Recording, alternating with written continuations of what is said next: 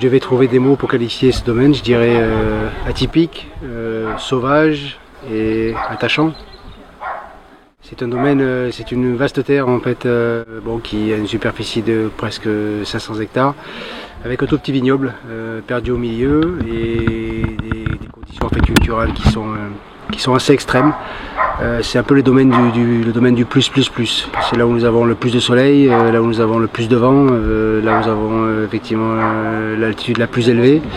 Et également aussi des contraintes sauvages, puisqu'il y a effectivement une population de sangliers avec laquelle il faut arriver à composer chaque année et puis protéger effectivement notre raisin pour en extraire le vin le plus honnête possible.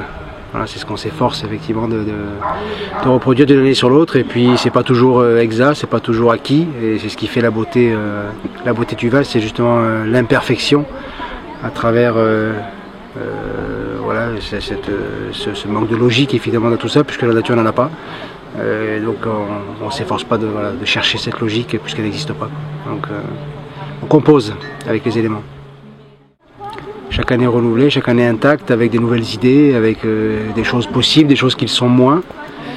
Je crois qu'en fait c'est un dialogue finalement avec la nature, beaucoup d'humilité, une grande leçon d'humilité de travailler avec la nature, avec la vigne, qui a finalement un cycle qui ressemble beaucoup à celui de l'homme.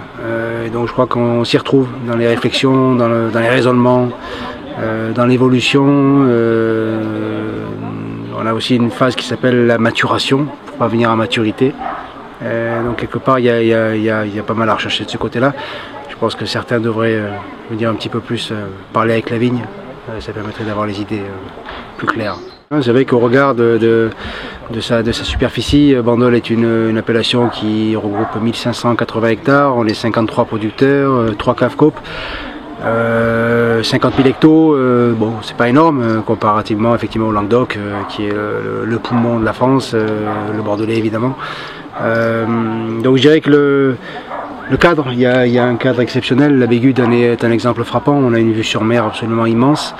On est soumis aux éléments.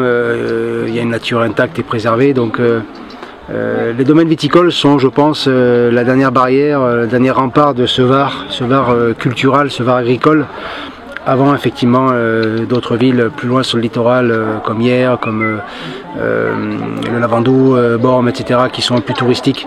On a une autre forme de tourisme ici, on a une forme verte, je dirais une forme respectueuse de l'environnement, des gens intéressés par le vin, par l'histoire des terroirs.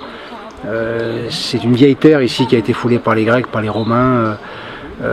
Et donc je crois qu'il y a à travers tout ça une belle histoire qu'il faut continuer de préserver, et le vin en fait c'est un peu le ciment de tout ça, c'est un peu ce qui permet de lier et Bandol en fait on est tous des passionnés, c'est une appellation qui a un cahier de charge parfois un petit peu strict, qui manquerait effectivement, qui demanderait peut-être à évoluer quelquefois, s'adapter un petit peu plus au goût des consommateurs d'aujourd'hui, mais bon, disons qu'on respecte, on a fait confiance à un cépage qui est le Mourvèdre, alors que tous les autres provençaux l'avaient abandonné. Bandol effectivement l'a conservé et s'est dit bon écoutez, on va le garder comme cépage roi de l'appellation. Donc c'est ce qui explique que dans le monde aujourd'hui, Bandol soit vraiment la véritable patrie d'adoption de ce cépage, qui était présent en Provence quand même depuis 400 ans. Et c'est la crise phylloxérique en fait de la fin du 19e siècle qui a dévasté les vignobles européens quasi en totalité. Et donc ici, le Mourvèdre a été replanté. Alors qu'ailleurs, dans d'autres régions, c'est d'autres cépages plus cléments en fait, et plus faciles à travailler qui ont été préférés.